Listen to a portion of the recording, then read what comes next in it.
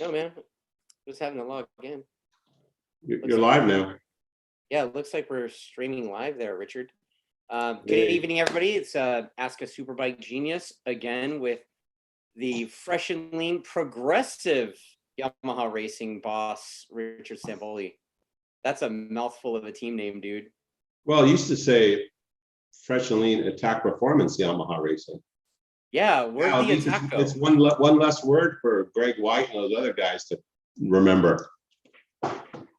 Yeah, I mean, I did see Greg, he posted up on Facebook or something like a week ago. He repeated the name like a million times and he's like, okay, I'll be ready. Dude, I still can't say the whole Warhorse one. So I don't know what these guys are all freaking out about. Was it Warhorse, Ducati, New York, HSDK. all HSDK, something or another? Yeah. I mean, good on them for bringing such a potent package to the track, but they got a longer name than we have. So I don't know what Greg White's complaining about. I don't know what he's gonna do. Practice.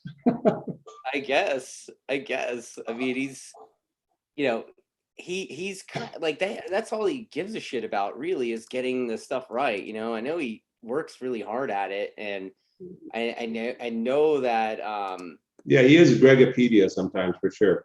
Oh, dude, like he's like Mr. Stats, and like, a lot of people hate on him if you read on the internet. I hate on him regularly. Yeah, I mean, in person, right? Like, yeah, I still kind of hate on him for getting to ride the Superbike before I did. Yeah, pretty much. But I mean, Greg, I have a lot of respect for that dude because he puts in so much effort and he really cares. He really cares to make sure the crap that's coming out of his mouth is accurate. So I feel bad for him to have to say all these like super long team names, but I do think it's pretty cool to have another out of the industry sponsor.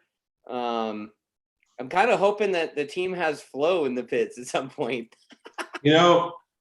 If she doesn't show up to be our umbrella girl, we're thinking about maybe dressing Walker up as Flo.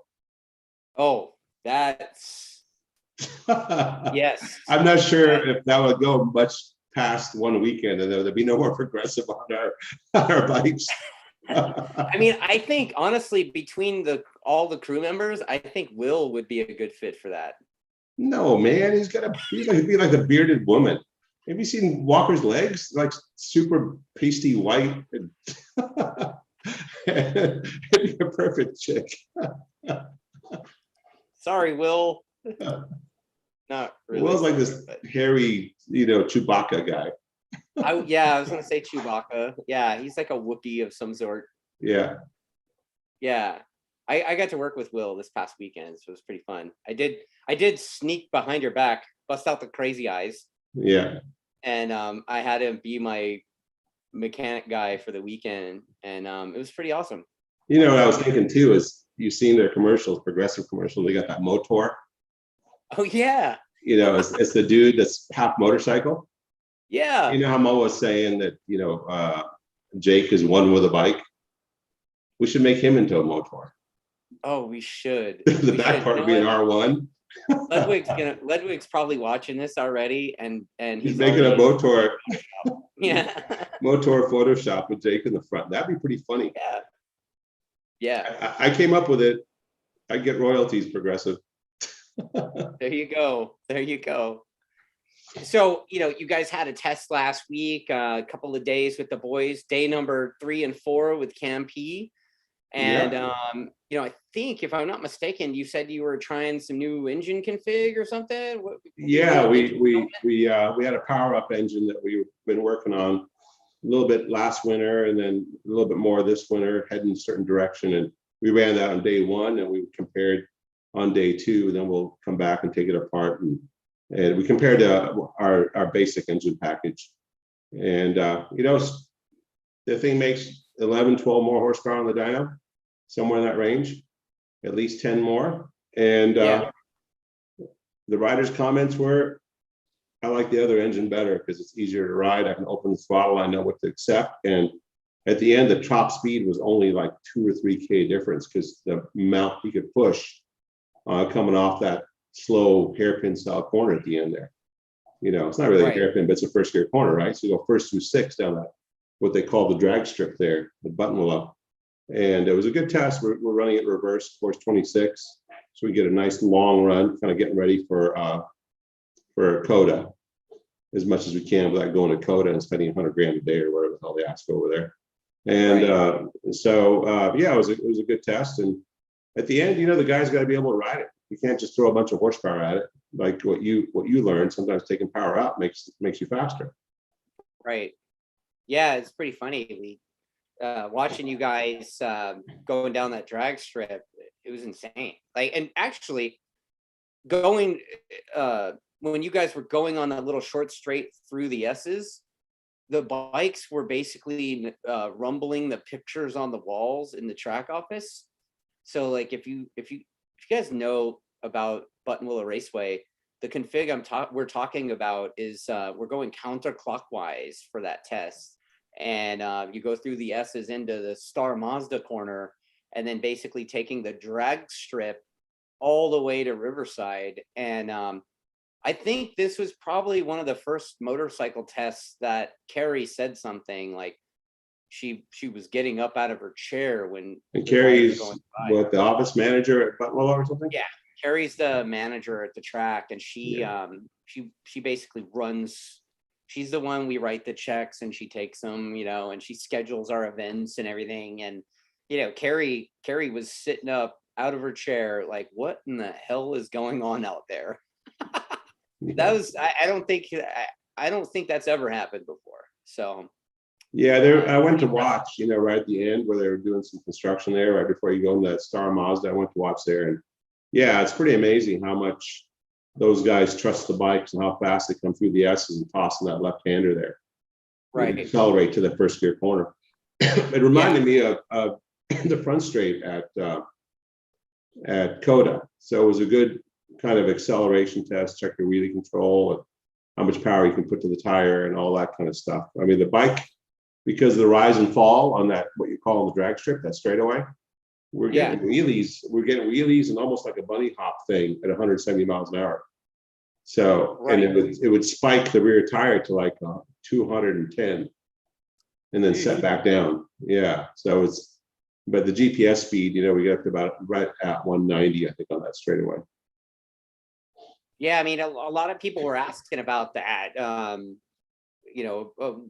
the race club, the CRA, wearing the staff shirt today instead of on the race weekend, like almost impossible to go to the bathroom, like if I'm wearing the staff shirt, because racers have to ask questions, and if you're wearing the staff shirt, you got to answer them.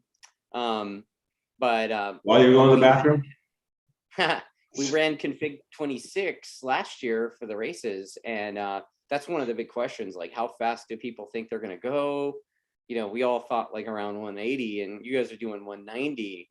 Yeah, pretty close to 188, 189, right around that range. But you're just tapping sixth gear, so you can imagine what the bikes are capable of. I mean, we're not like flat out in sixth, but you're just tapping sixth, and then you go back. And that corner, I think, is about 110 miles an hour, 120 miles an hour, something thereabouts. So you still got to apply the brakes pretty good to get the bike slowed down from near 200 to half speed. Right. That's it was impressive watching them and watching just like everywhere, watching Jake go through that bus stop area after that big sweeper and then through the infield there. I mean, it was the sounds that were coming out of his bike and the things that his bike was doing were, Matt Skoltz was there as well, and Campy was doing it as well, but they didn't look like Jake looked. Did you notice the difference in tone of the engines between the day one and day two? Yes, I did. Yeah. The day one tone was quite a bit more aggressive. It was like aggressive. Yeah. More pipe noise, more aggressive. Yeah, that's that engine. Yeah. But it seemed like they went faster on the standard config engine, right? Lap time wise? Well, Cameron just rode the standard config. We don't want to throw too many things at him at once, just go through all the chassis changes, and he's learning what does what on the bike, what works and what doesn't work on electronics. Yeah. So he's trying to get his toolbox ready to go do some, wrenching at the racetrack. And so anyway, Jake tested the engine, and you know, we had a pretty good test first day, but yeah, at the end, it didn't make any difference in speed. And he was able to get his fastest lap on whatever you want to call it, the softer engine, the 2021 engine. You know, so just comes to show you, you know, a whole lot of engine and possibly giving up reliability doesn't seem to make any difference. Yeah, I mean, Where it could make a difference is if you're in a full fight with somebody and you're trying to do that drafting braking maneuver, pull out of the draft. If you don't have enough to pull out of the draft and pass someone, you know, get that extra 1 or 2K, then you got to kind of sit there and wait for a slower corner. So sometimes a faster engine might help in 6th gear, but getting to there, it doesn't seem to make much difference. That's interesting. Another thing that's impressive with these pro guys, you know, coming out, none of the 3 riders had seen that configuration before. And, you know, within like less than maybe 5 laps, Jake was already under the club racer lap record. Yeah. And, you know, I mean, there's a local guy there. At the end of the test, I think Jake had done a 140.3 or something. Yeah, you had the sheets, so yeah, that's about right. Yeah, he was maybe 6/10 faster than everybody else. Yeah. Oh, maybe almost full second, right? Because I think the other guys at 41.2s. I think Cameron and Matt were almost within a few hundredths of each other, a few thousands of each other. I mean. Yeah, I mean, when I saw that happen, I immediately text the local Buttonwillow fast kid, Bryce Prince. You know, I was like, "Hey, what was your time?" And he said he said his best, I think, was a 43 or a 44. And when I told him what Jake had done, he's like, "Whoa." Yeah, well, we're on Superbikes. Bryce Prince was probably on, I don't know what, Stalker. Yeah. Something warmed over Stalker. Right. Right. Not a true Superbike. Right. It's just pretty crazy that the speed differential, and then not only that, but like how quickly up to pace the guys get. That, you know, getting up to pace so quick on a new track they've never seen before, because counterclockwise config 26 is basically a completely different racetrack characteristics than the standard config that they test all the time. So yeah, no, it changed the bike, and it changed the dynamics on the bike. Like for instance, standard config was at 13. We call the motorcycle configuration clockwise 13. That is a rear tire track. You're always opening the throttle. And then when you run 26, it's a front tire track. So you're always braking and turning, and then the corner's tightening up, and you pick the bike up and accelerate, and you kind of drag race the next corner, and then you're trailing the braking again. So it's quite a bit of a difference in how the bike is not necessarily set up, but how it's ridden. Another thing that obviously Cam P he's still early in the team fold, and he had a little bit of an off there. It's actually a pretty big off.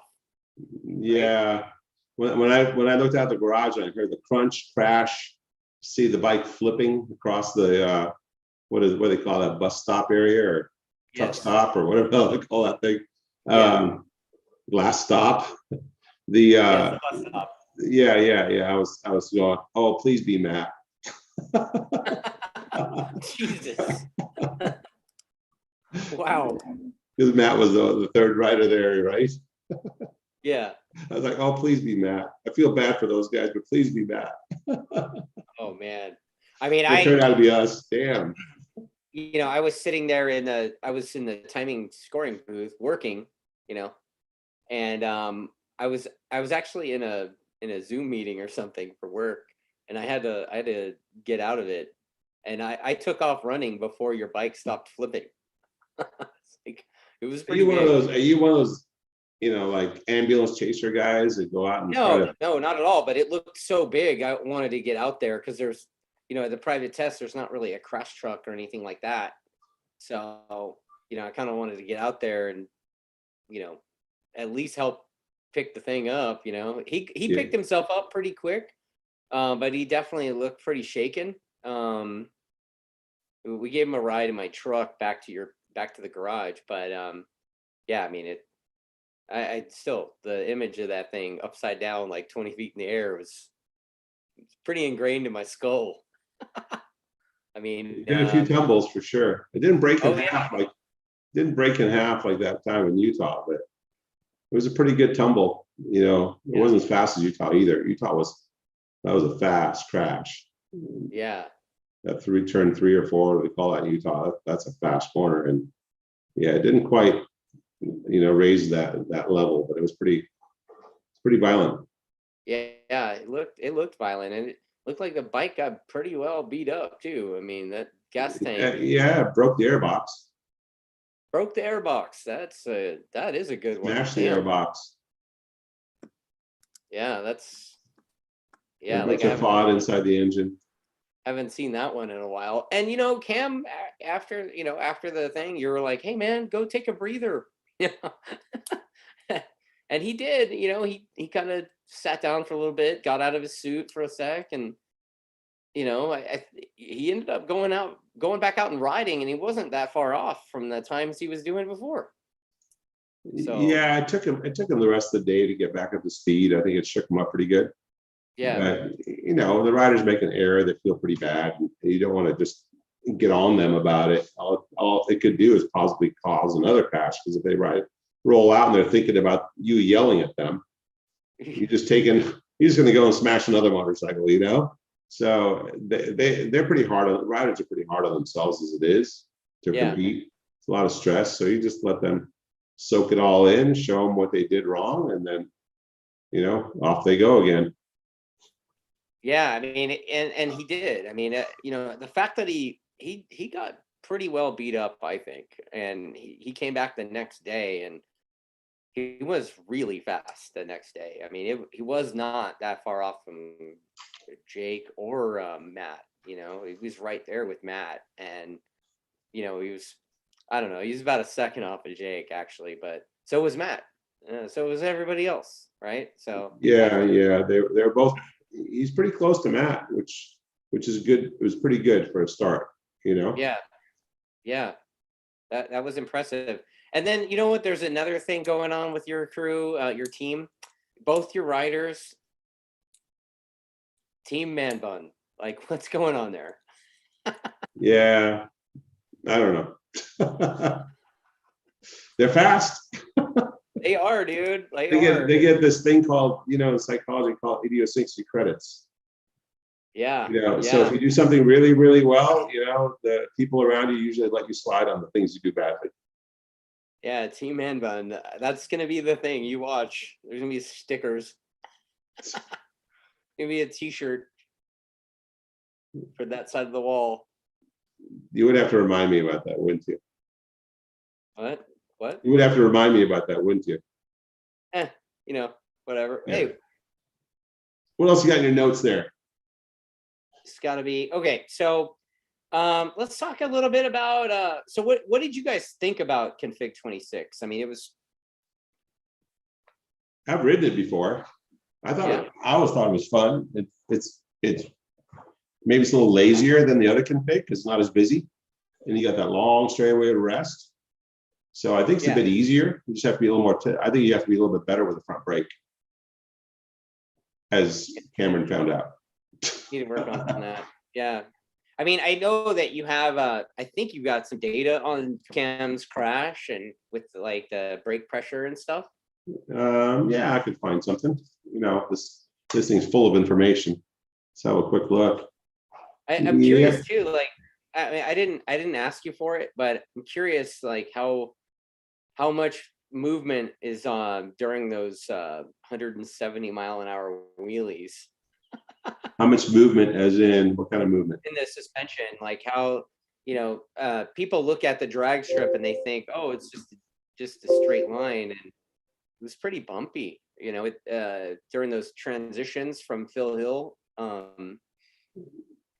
Suspension wise, on both sides of the Phil Hill transition, and you hit those things, and it's full tuck, 100 and whatever you said, 170-mile-an-hour wheelies. It's pretty crazy.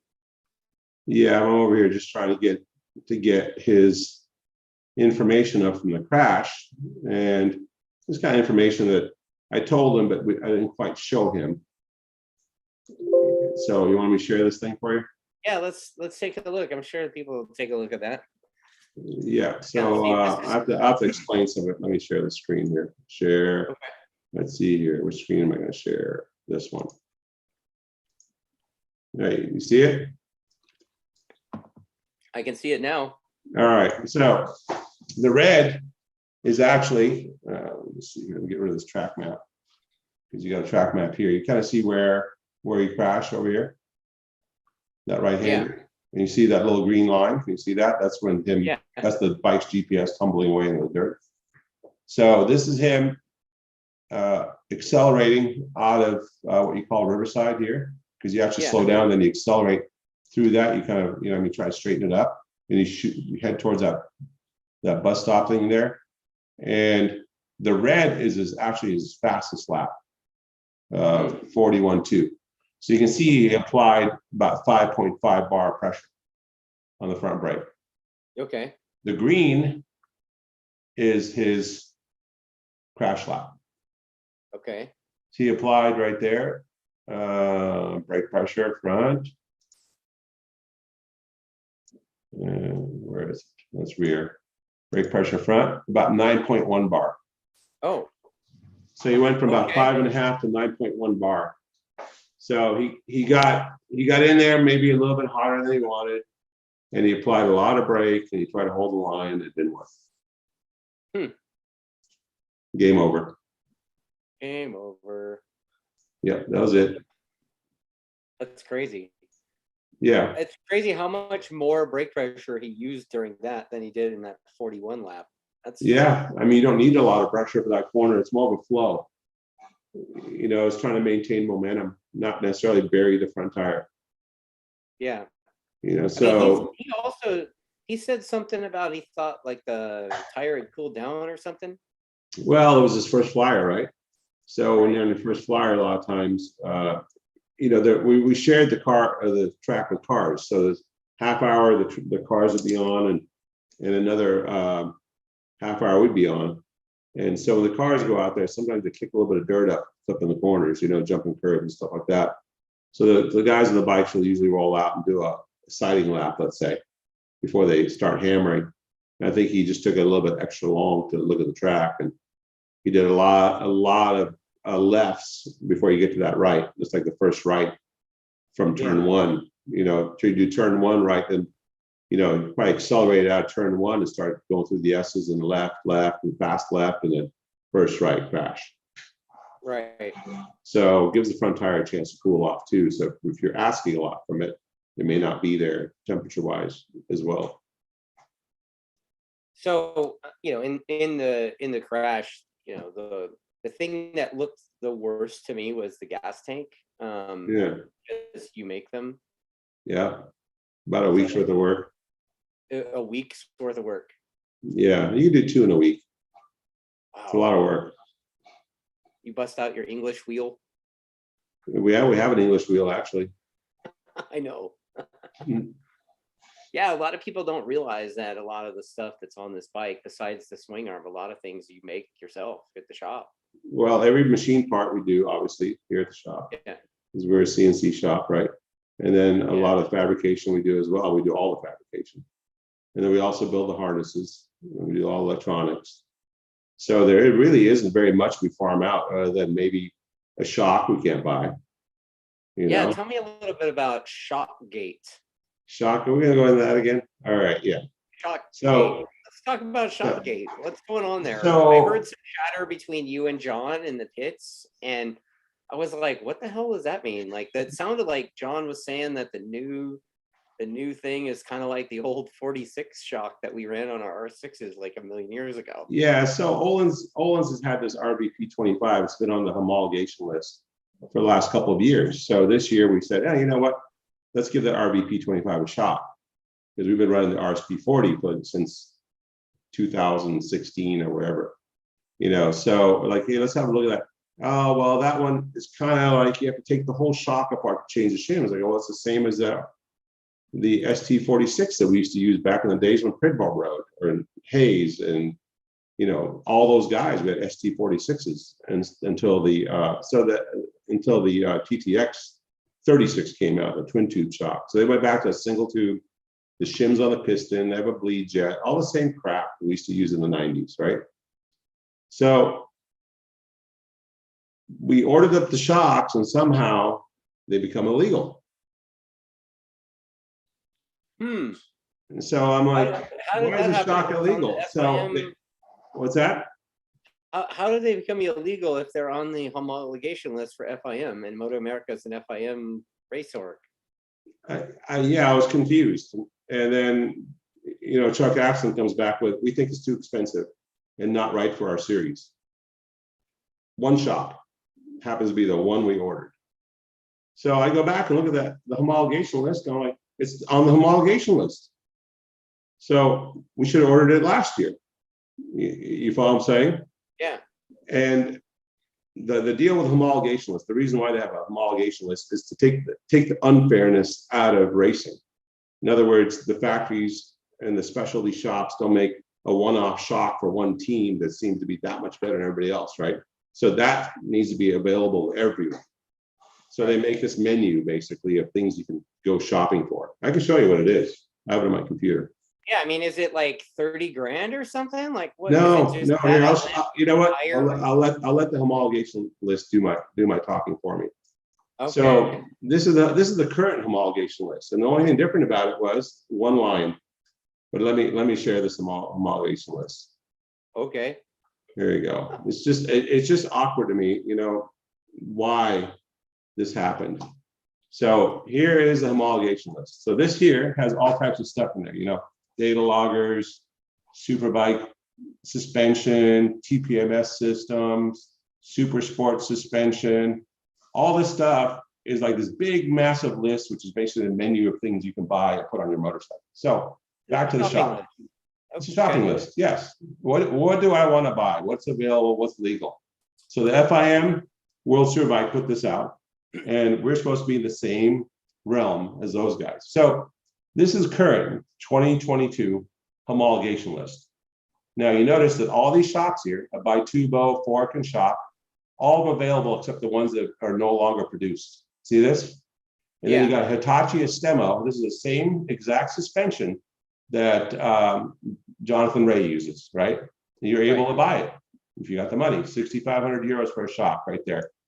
Okay. So this is the same crap that Johnny Ray has, right? Same with the forks. And you can see which models they fit. They don't fit every model. They fit some models, right? So you look in here and you say, okay, I want to buy a World Superbike shock, 2022 version for a CBR 900. This is the part number. I call this number and the guy sells it to me for 6,500 euros. So then you go down the list, you keep going down the list. You know, here's K-Tech, same thing. All this stuff's available. Then you go over here to Mupo, all the stuff's available, got pricing there. Then you get to Olin's, everything's available with the exception of the one shock we order, they write in here, RVP50 not legal for Moto America competition. The one and only shock that we order, they make. And I mean, and then add insult to injury, you got this hybrid inerter shock from Penske. I've never even seen one. Basically, it's got an inerter inside of it, which is supposed to take out some of the cyclic forces out of the shock. So that is even more complicated than this thing here that we're trying to order.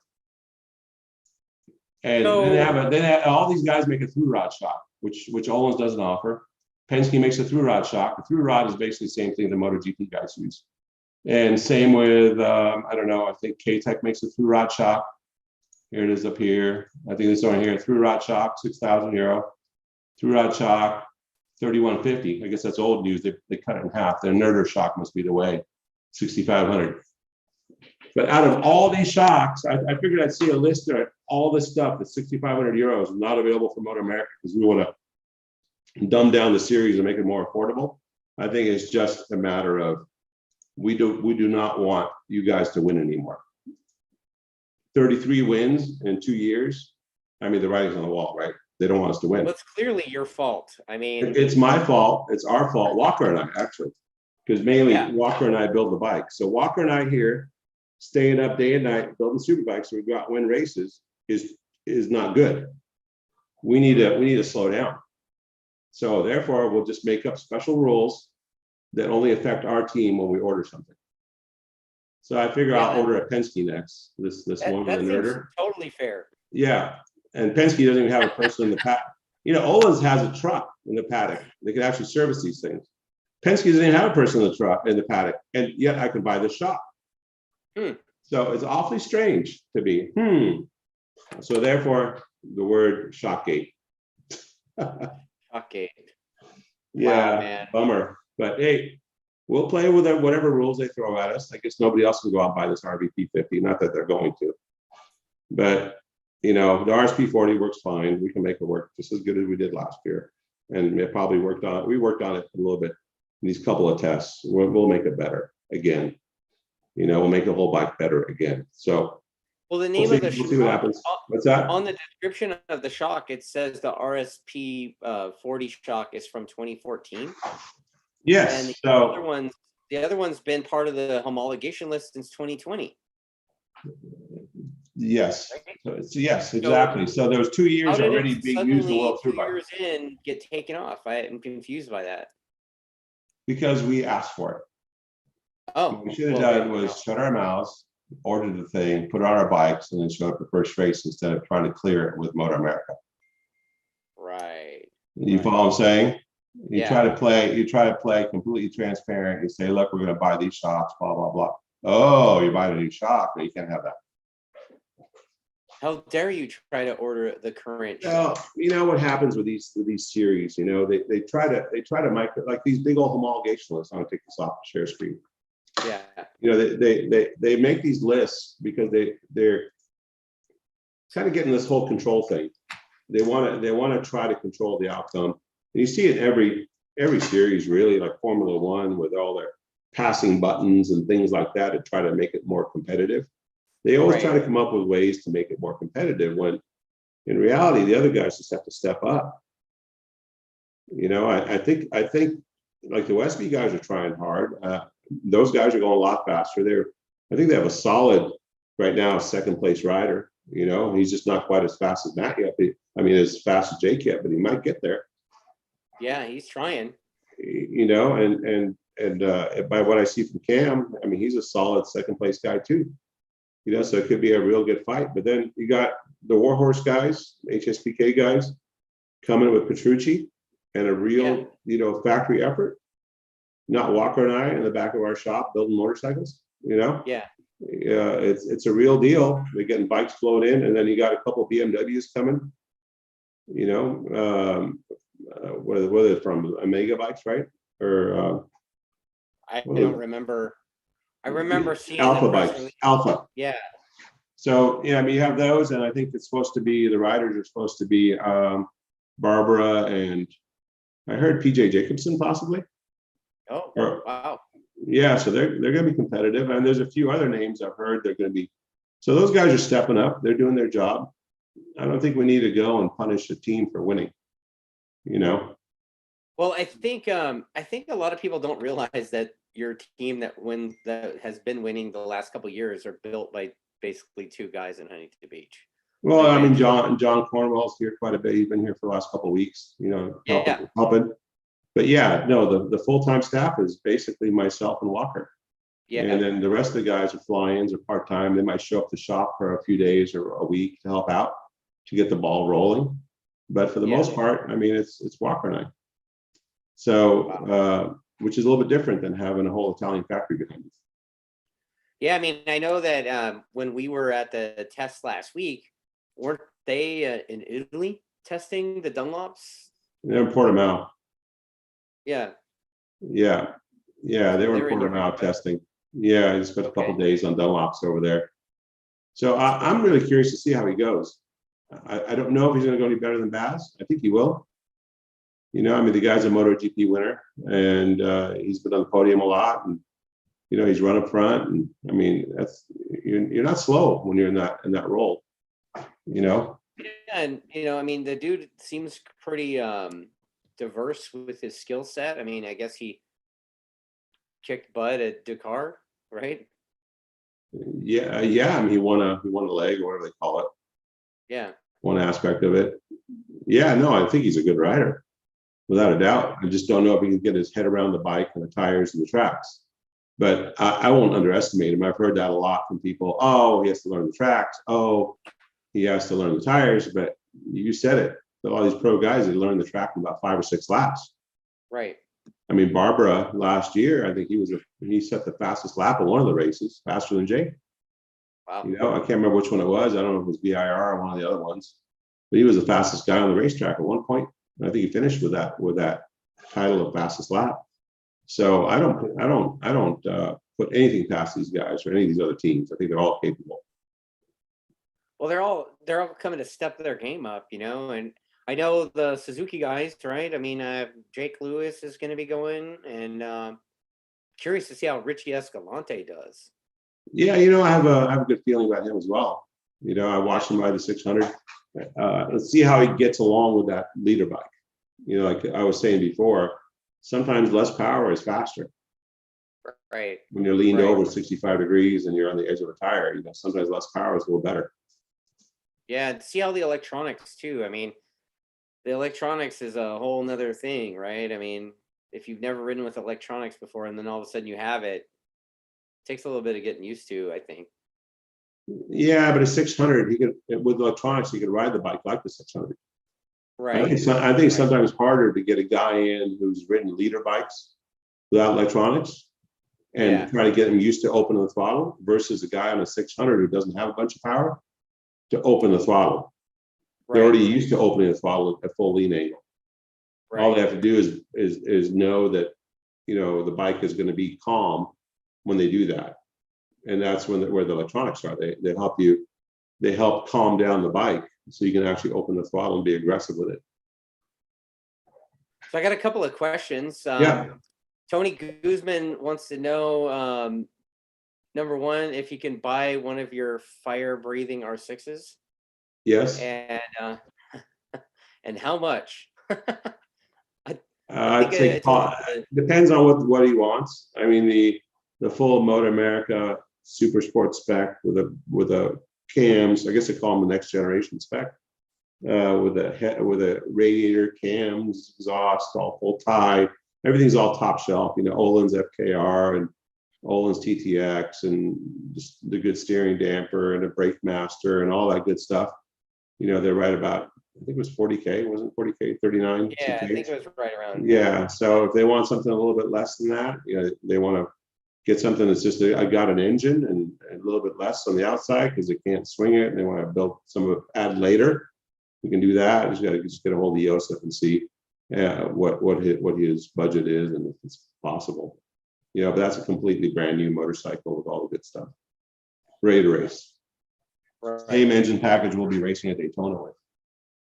Yeah, you guys are racing at Daytona. That's what was announced. Yeah, look at that. We'll be testing the R6 at Buttonwillow next week. Yeah. So that's kind of a big adventure. You dusted off the old quick change stuff from upstairs, right? There's about an inch of dirt on our boom and all. I didn't. You know, people say, why do you keep this stuff around? Why just throw it? Like they told me to sell my semi, I don't know how many times. Or our toolboxes, our big toolboxes, the ones going to the pit. And here we are using them again. Not our semi, that, you know, Westby Racing is using our semi, but I've heard it so much. Why do you keep this stuff around? Because it comes back into fashion sometimes. Oh man, it's kind of funny because it's like I was there when you pulled that stuff out. And I mean, when you pull that stuff out of the mothballs, it's like, okay, today on the episode of Hoarders. Yeah. Right? And you know, it's like, oh man, I haven't seen that since the last time you did the 200 a million years ago. Well, we used it. I think the last time was when we Eslick, right? When we built the bikes for a rider's discount. Yeah, and it was the Triumphs. And yeah, that was the first Triumph win since I can't remember when, 60s, something like that. You know, whatever that dude's name was in the 60s. But anyway, yeah, so that was 2014. And then before that, we did, I think what was it called, with Kawasaki, it was called Road to Daytona or something like that. They did some little mini show thing. It was actually JD Beach and Eric Bostrom We did that. And that's the one where Heron, I think, got together with Dane Westby and somebody else and crashed them out. You know, the elbow and the brake lever thing.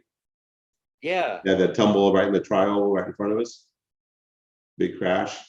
Yeah, so that one, I think JD was supposed to be in the box, then went a lap back, and then they took it away from him, and it's one of those ugly ones. And before that, it was 2009 with Jamie Hacking and what's the name? Leandro Mercado. Oh, that's right, Mercado. Yeah, Leandro Mercado's riding World Superbike now. Yeah. And then we had 2 wins with Chaz Davies was one of them, and Steve Rapp the year before that.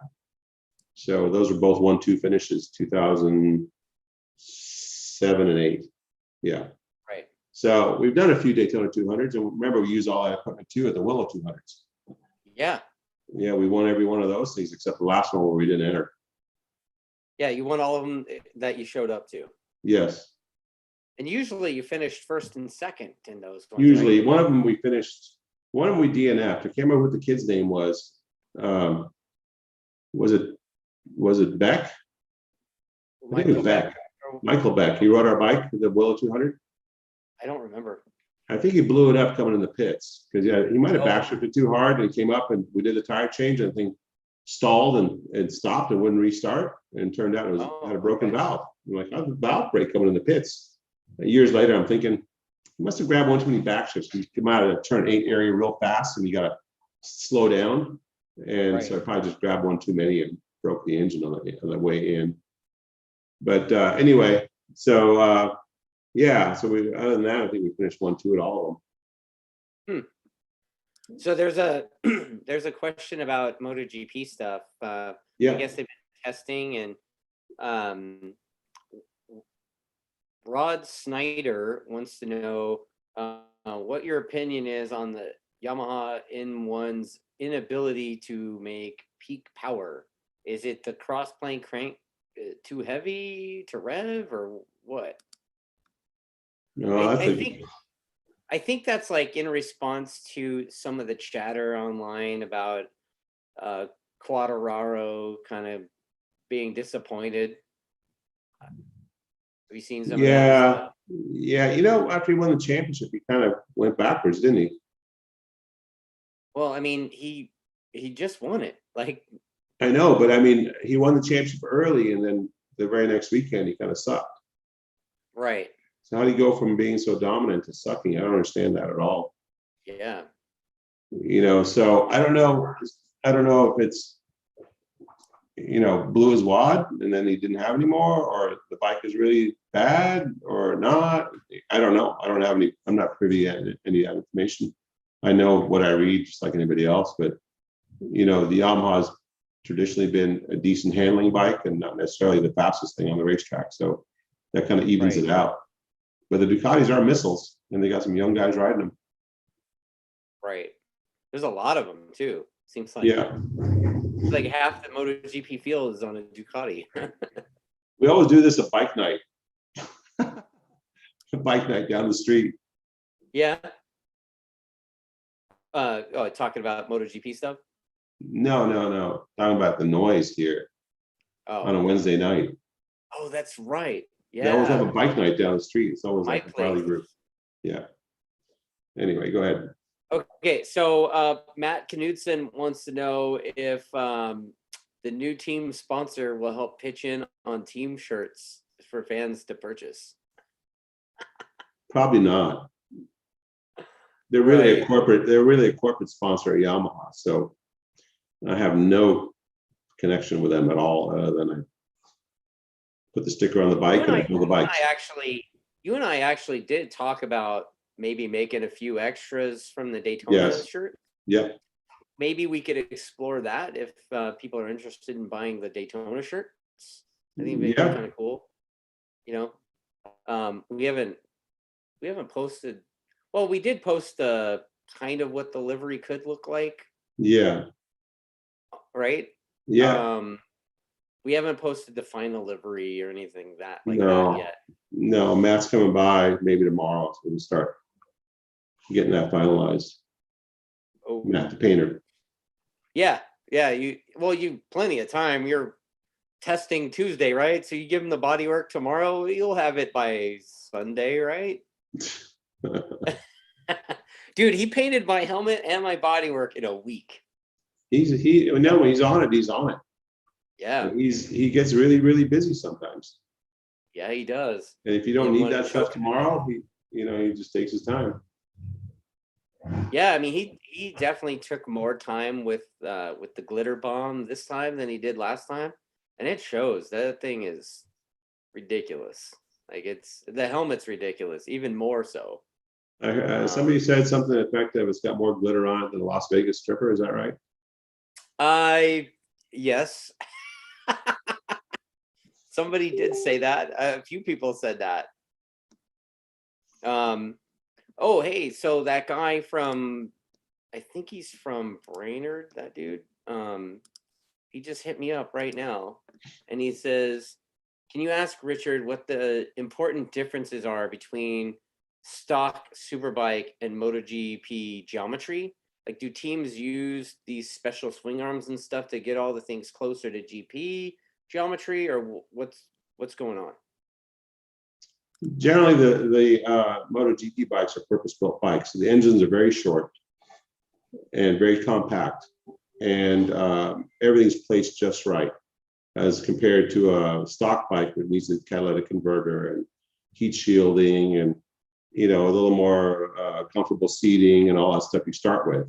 And a certain chassis geometry is more conducive to street riding than it is racing. And so, yeah, you head towards where the MotoGP bike is, but you don't always get there because your bike is limited. There's only so much you can, like we played around with quite a bit with the rake angle of the fork. And there is a trend going to pretty long, low motorcycles. Because that way it's almost like a drag bike. You put power on the ground, but you still got to go around a corner. So the street bikes, when you make them low and long like that, they don't tend to handle all that great. They don't change direction very well. So the Superbike always ends up taller than a MotoGP bike, and try to get long, but it's sometimes not effective. So you have to play around with linkages and shocks and swing arm lengths and flex and all those weird things that are hard to quantify sometimes. Well, I hope that answers Jesse's question. Yeah, you try to. I mean, the street bikes are headed that direction, but they're not. It's hard to get there with what the components we have. Right. Steven Eisenhower, this guy's like a frequent commenter. He says, so what's Attack gonna do when they quote stupid manufacturers go all EV in racing? Won't be a need for people with mechanical skills anymore. What do you think about EV? He says he's personally not a fan. Clearly his language kind of says that. Yeah. Right? Yeah. And let me think. Doesn't like EV. Yeah. He basically is like, pretty soon they're just going to ride themselves and not going to need riders, Yeah. Leading questions, right? Yeah. I guess I was in his mindset before, but as you see this stuff develop, I think it's just another mode of transportation. The biggest problem with EV is how you're going to charge it. Right now, if you get an electric car and you plug it into a wall, it takes a week to charge it. If you buy a kit for your house, it'll take all night. If you go and pay fuel price type charge at the the fast stations, you basically get the same. It's going to cost you the same as a tank of gas, and you'll get it done in 45 minutes. Gas, right? 5 minutes you're down the road. Right. It costs the same as a 45-minute charge. So if you got solar panels, you do all this kind of stuff. So anyway, fast forward to motorcycles. They're still really, really heavy electric bikes, but at the end, if they come up with that as a propulsion system, somebody's still going to have to work on the chassis. Somebody still has to make all the components: swing arms, foot controls, handlebars, suspension. All the stuff is exactly the same except for the actual motor. You don't pour gas, you plug it in. That's the only difference. And you're going to need heavy amounts of electronics to control that torque. Because now you have one thing that's positive about electric motor, they produce instant torque and it's pretty flat. The torque is flat. So with a gas powered stuff, we're always trying to make the torque a little more manageable. So we're trying to flatten the torque from something that has a power band. So then you're playing with the throttle, you're playing with the ignition timing, you're playing with all kinds of stuff. You have your closed loop cutting from traction control, wheelie control, all this other stuff. A lot of that will be already built in when you have something electric, because the torque's going to be pretty flat. So, but you're going to have to manage the power around the racetrack and how much you apply and how long it goes, because those things don't last. So you're going to use a lot of power in the beginning or after a few laps. So there's going to be sectoring and there's going to be distance. There's going to be all the same crap that we do now. It's just going to be electric. So wow. The negative is, how are you going to charge these things between rounds? You're going to have some gigantic diesel generator at the racetrack spewing all kinds of fumes just to charge your electric motorcycle. Where all the tracks have to get some serious amperage going in there, you know? Wow. So it's going to be a while before that becomes reality where we're actually racing them. Well, I mean, we had a new racer school student a couple of months ago with a really cool looking electric bike. I can't remember the name of it, but it was fast. That thing was a fucking missile. Yeah, oh no, I think if they get the weight down, I think they'll be fast, really fast. Yeah. So you're gonna need a skilled rider. But it was like you said, it was super heavy though. It was like 600 pounds or something crazy. So all the electric bikes, they're pretty heavy, but they like the really fast ones have gigantic Brembo brakes on them. Yeah, you know, they have to because they're heavy. Yeah, they're heavy and they make instant torques. They can get to speed. They don't have a good top speed. You know, they're not going to be like a gas powered bike where they can get 200 miles an hour. It's going to be very difficult. So use a lot of energy to run out of battery fast. They won't go 200 on electric. You know, maybe better for drag racing. Austin Lefevre is saying that the Light Fighter prototype bike currently requires an RV spot at the track to charge. Yes. It takes about 40 minutes to charge for a roughly 20-minute session. Yeah. So that Lightning bike that thing's legit. Like that bike is so fast. I think riders will enjoy them, same as they do with gas. Yeah. Just going to be a different way to work on it, a different thought process. Just like when we went from having carburetors and needles and floats and shit, you know, and you had to, every time you did a session, you took the spark plug out and looked at it and then, you know, dropped the bowl out and changed the jet and took the top off and changed the needle position, primary diameter and all that crapola. And you got your factory pro jet kit you stuck in there with a needle and drilled out. All that stuff we did, and now we just use a keyboard. Yeah, the biggest thing I think, you know, and we got a couple of commenters that are saying this kind of stuff, but basically the electric bike just can't seem to match that like visceral feeling that you get with the gas engine. And you know, like how do you if you're a rider that rides by feel and the motor isn't doing anything, like how do you, it's got to take some getting used to, I think. Well, it's the same thing like we were talking about. The guys who rode the uncorked bikes like Pridmore, you know, he was Mr. Until he rode our bike, I think he was like, you know, electronics, not a big fan. And then he rides our bike. Like, wow, this is a pretty physical bike because you can ride it so hard and doesn't do much wrong, you know. Right. So I think it's just going to be the next generation, if it even happens. Like, they still have to have logistically the capability to do it. You know, RV spots, there's not that many. Imagine a national with like 150 riders all plugged in, 200 riders. How the hell is that going to happen? Yeah. Hey, the baggers will have an advantage. They can put all the batteries in the bags. Electric baggers. There we go. That would make more sense. An electric bagger train. Let's do it. The baggers. What happened to Super Motard, by the way? We had dirt bikes on racetracks, and now we have cruisers on racetracks. People are still doing the Supermoto thing. It's just, I don't know, it kind of fizzled out, right? It came out big and then it just disappeared. Yeah, mark my words, the latest yo-yo. Oh man. So Show Enough USA says, aren't they already charging them in the pits in Moto E with generators?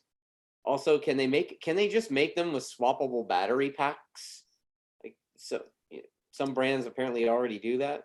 Yeah, I'm That sure. would make it easier, right? Yeah, with a truckload of batteries, I guess, show up the track. I think you want to probably top it off as much as you can.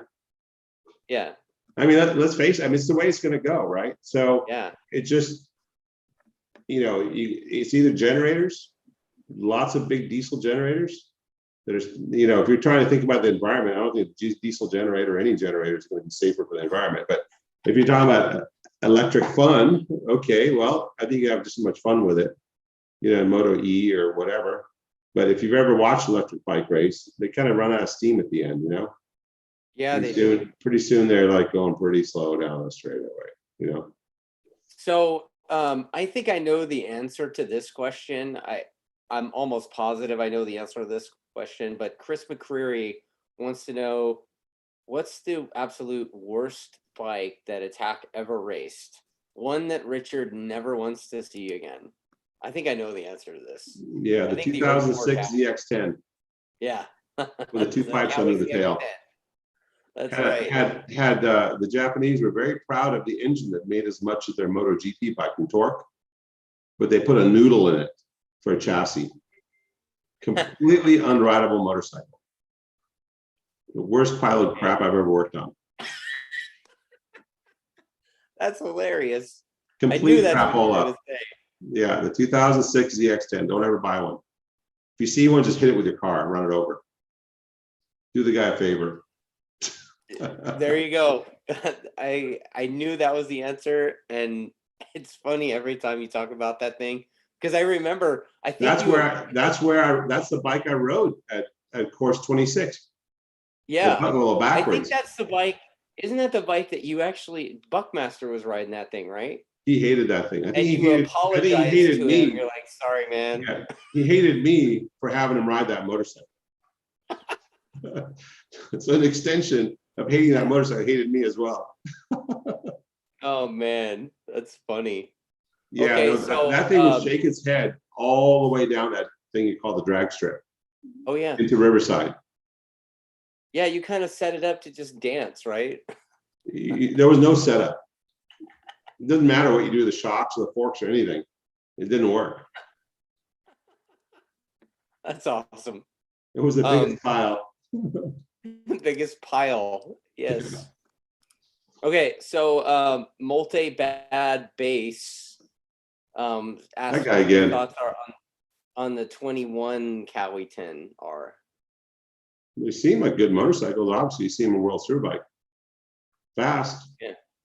I mean, maybe not that fast. Maybe because of the rules, they were down on top speed because the RPM was lower, so they couldn't get off the corner very good. Which again, back to that, it's better to have a slow bike with good RPM and good corner exit capability than it is to have something that's all powerful you can't ride, like that 2006 ZX10. Mm-hmm. But it seems like a good motorcycle. I mean, I don't know. The Yamaha R1, I think, is a better motorcycle overall. As a well-rounded motorcycle, the grip, the acceleration, our bikes just jump off the corners. You just go straight to on the club race platform too. I mean, we're using the kit electronics with the Yamaha. I've seen a few of the club racers struggle with the Cowie kit electronics. Yeah, it's a little convoluted.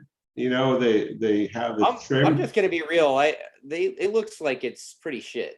Like that. The manual. I've had the displeasure of going through the software, and it's pretty much a useless POS for management. Yeah, Yamaha's done a much better job with all the torque management. Yeah, actually, Matt Testa just commented the new Cowie OEM or kit electronics are garbage. Yes. Well, there you go.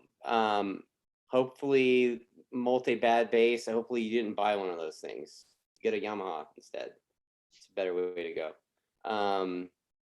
Let's see. And going back to the electric thing, the Austie Frosty.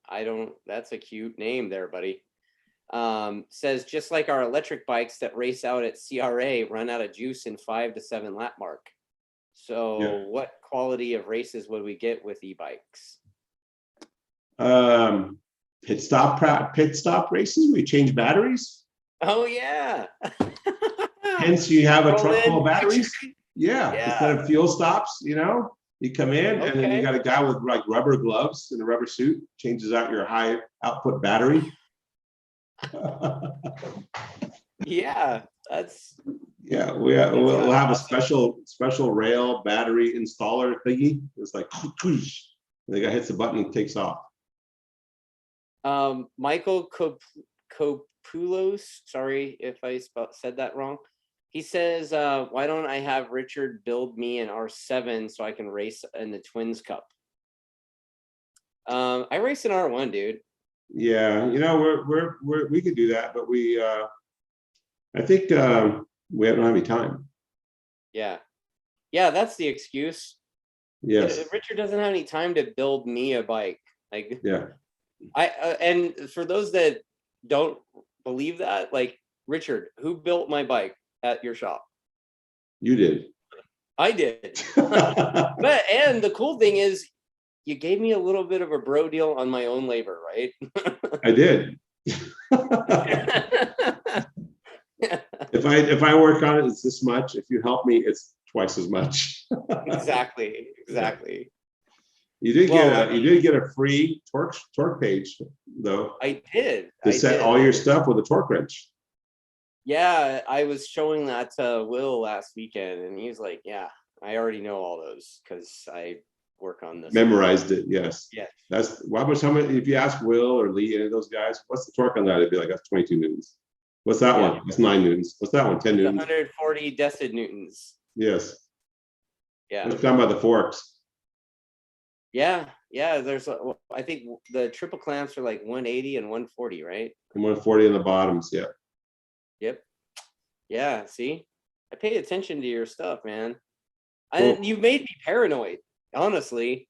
Like, I have no idea what I'm doing. So, I also have like bad short-term memory loss stuff. So I'm like having to do things over and over and over again to make sure, like a OCD. Like paranoia is good. One? Do what? Paranoia in racing is a good thing. Yeah, well, I mean, I just don't want anything to fall off. Yeah, paranoia and OCD and all those other like things that normally are a bad thing. Those are good things in racing. Right. Okay, so let's see. What bike will Moto America handicap the most in Super Sport this year? The Yamaha R6, obviously. Well, the R6 has to race against the 1000. Like, yeah, I mean, let's put it this way. We get to race against the leader bike, and they just recently did a concession for the Suzuki. So high lift camshafts, which weren't in the World Super Sport FIM shopping list. And then I think they're going to offer a concession for the 636, maybe, high lift camshaft. So 1 month before Daytona, or a few weeks before Daytona, they start making all these concessions. So again, I'm like baffled by the rules process and logic. But this is the sport we race in, so we'll go and we'll do our best. And aren't they gonna allow? Didn't I hear that they were gonna allow the 750 to race the GSX? Yeah, after Daytona, I guess the M4 team. I don't know what they call their team now. Is it Vision Wheels team? I don't they know. had that press release that had a big vision and there's wheels, right? But yeah. is it officially the M4 Vision team, or is it the M4, or is it the Vision team? I don't know, but I didn't read it. I should have read it. I think those guys should have gone after Vision streetwear and make their crew wear the old skateboard shoes too to go with it. What do you think? Okay. So anyway, yeah. So back to Daytona. Yeah, it'll be interesting to see what happens. Because we're on the dyno, we're like, printing stacks and things like this. Trying to get the last bit of power out of them. I mean, they're going to be pretty quick, but we're pushing the edge of the envelope on the engines, and we're going to go over race 200 miles. Like, all that together sounds like an oxymoron, right? Let's put the thing on the edge and go take it for 200-mile race at Daytona.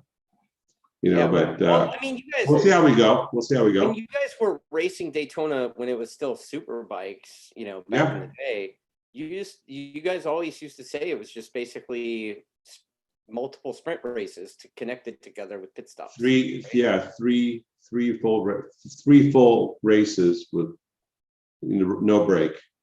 Come in, grab tires, and fuel, go again. No break, no adjusting your chain, no checking your brake lever, none of that stuff. So all your stuff has to be ready to go. You know, ready to go 3 full sprint races. Yeah. So last time we raced Daytona on a leader bike was 2004.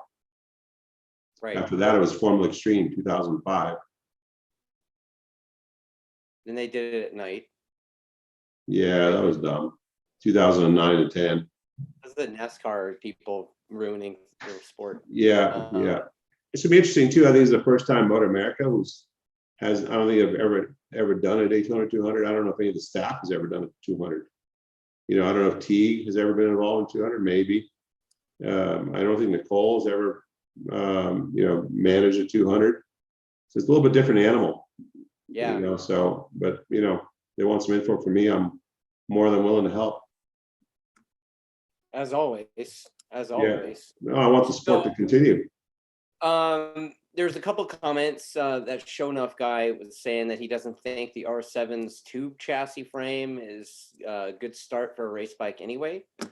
I don't know about that, dude. Like the bike doesn't really make a lot of power, and you know, having been able to test multiple variations of it, including the one that Richard had at Brainerd last year, I don't know about that, man. For that particular class, do you really need a super heavy duty chassis for a bike that makes like 80 horsepower ish? I think you get 100 horsepower out of them.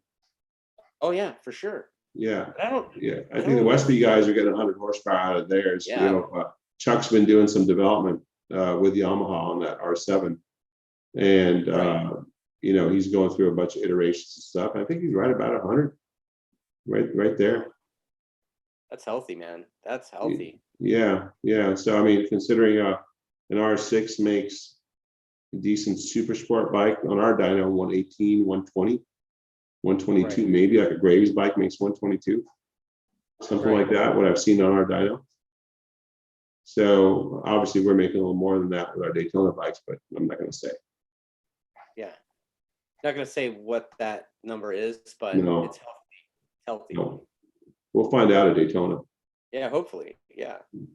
And then Matt Testa, again, like this is something you and I have actually spoken about along the lines of some of this stuff. When are we going to expect a master class in suspension stuff? Man, that's gonna have to involve John Cornwell, I think. Yeah. Because suspension is such a strange thing. Like you can obviously the physics of it is pretty easy for me, but when it's it comes just pushing to oil through a hole, right? Yeah, just oil through a hole. But it's rider feel is a big part of it.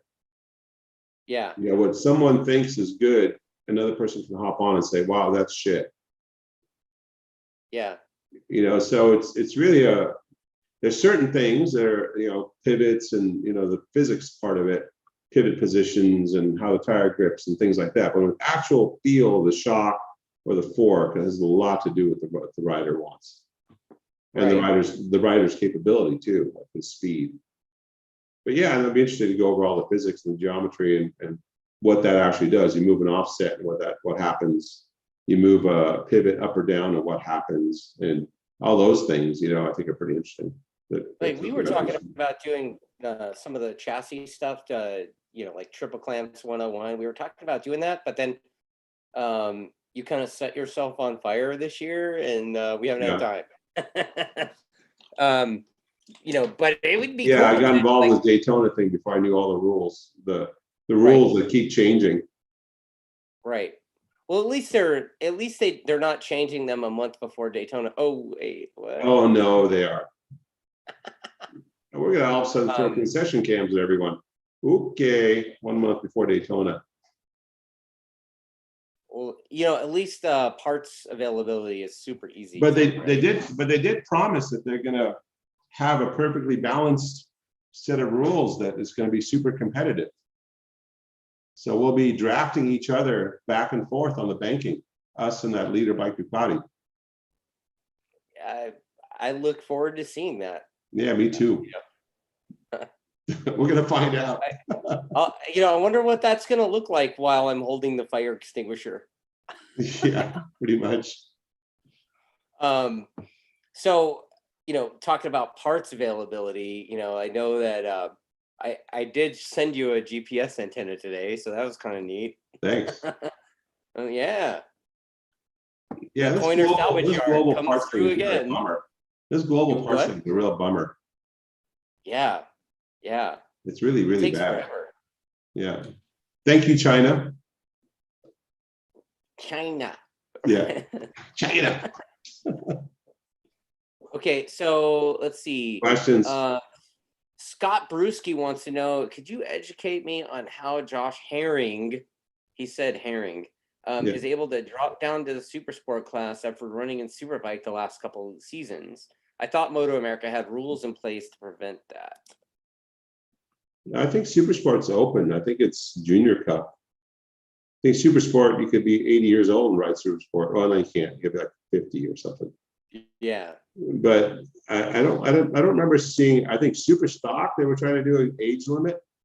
I don't know if that's, but I know Junior Cup there's an age limit. But I don't think there was a Super Sport age limit ever. Okay. So, and Josh I thought it was rode like, I think the guy's saying that if you have a Superbike license, you can't go back or something. I don't know. No, I don't think that's the case. But yeah, I mean, they are kind of cherry picking, putting that bike in Super Sport with that rider. I think it's a little bit of cherry picking. But hey, it's racing. It'll be interesting to watch, see what happens. Right. Yeah, I mean, the class could be pretty competitive, right? I mean, who's in it? Yeah, I still haven't figured that out yet. I mean, I know you guys are at Daytona, but yeah, that's one and done. Daytona, that's one and done. Chad Lewin's doing a privateer effort for this season on a pretty well prepared R6. But I don't know. I don't know a lot of big names. Well, the M4 Vision, whatever their team name is. Yeah, Lockoff is riding the. Yeah, Lockoff, and then there's another guy, Ferris. I think Ferris? Ferris is stock 1,000. Oh, yeah, I keep confusing that. I think they have two guys in 600s. Not they bumped Escalante, which is a good move. I really wanted to see Richie move to the big bikes. I think he's got the right build for it. He's tall, thin, all that kind of good stuff. So it'd be really interesting to see how he does on it. Yeah, I don't know who else is going to be in that class. I don't know what's going on with Rocco Landers. So I know he had an R6 last year, but I don't know what their plans are for this year. But if he's out there, he's definitely going to be a threat, I think. I think he should switch to super stock, personally. Yeah, I think so. I think he should. I think he's ready for that. Wow. And then I can move him into Superbike if he does good in that. You know what I mean? Yeah. That would be interesting, because the kid, what was he? He was the top 5 600 guy last year. So. Yeah, no, he's pretty fast. He's just getting a little bit big for the 600, I think. He'll tell you he got fat. Well, whatever the case may be. Oh, and Liam Grant is doing the other Liam Grant. I don't know who Liam Grant is, but apparently he's the other M4 rider. Okay. And then where did Fonger go? The bearded Gixxer. Fonger took a job, I think. I think he's done. He's our Alpine Star rep. Yeah, that. I didn't want to say, but yeah, no, he's what he is. Yeah. Yeah, he Bobby took a day job, and cool. He's still staying in the paddock probably, and we'll probably see him around, and yeah, be good. Yeah. All right. Well, you know what, Richard? I guess I'll see you at the test next week. What are you testing? Some Superbike stuff. Take another poke at some different geometries on the Superbike.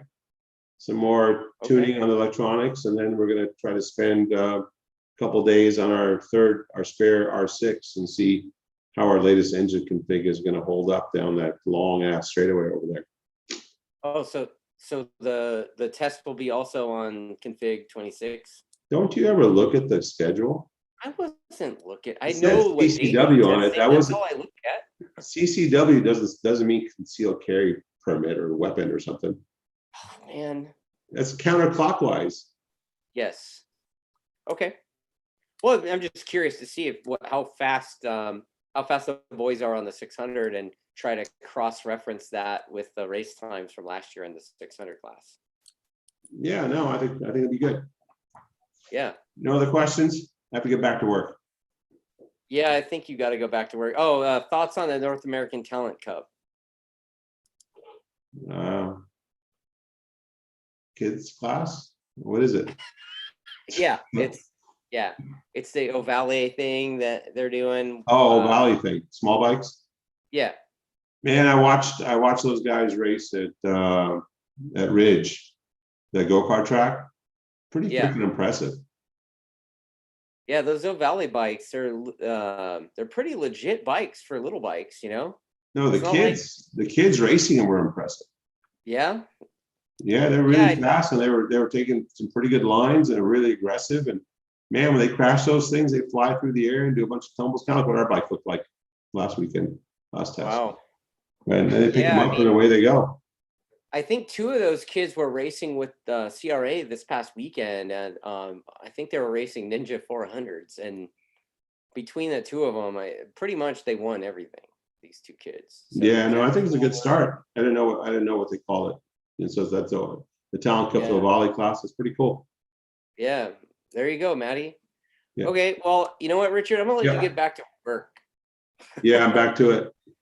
Go make something. We will. Faster. All right, man. All right, dude. Later. See ya.